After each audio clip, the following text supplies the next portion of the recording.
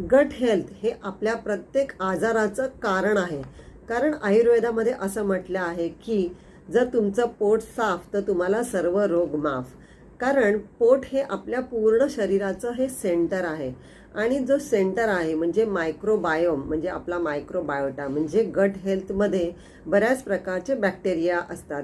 म्हणजे good bacteria आणि bad bacteria. Good बॅक्टेरियांचं खाणं आहे चांगलं हेल्दी गोष्टी म्हणजे जसं प्रोटीन, फायबर, तसेच व्हेजिटेबल्स, फ्रूट्स हे गुड बॅक्टेरियांचं खाणं आहे. तसंच बॅड बॅक्टेरियांचं खाणं आहे sugar, processed outside junk food. तर आपण कुठल्या बॅक्टेरियांना फीड करतो आहे. जर आपण बॅड बॅक्टेरियांना फीड करतो तर डिसीजेस वाढतील आणि आपण जर गुड बॅक्टेरियांना फीड करतो आहे तर गुड बॅक्टेरिया वाढतील. जेव्हा बॅड बॅक्टेरिया वाढतात तेव्हा hypertension, BP, hypertension, diabetes, thyroid तसेच कॅन्सर असे लाईफ थ्रेटनिंग आजार देखील होऊ शकतात.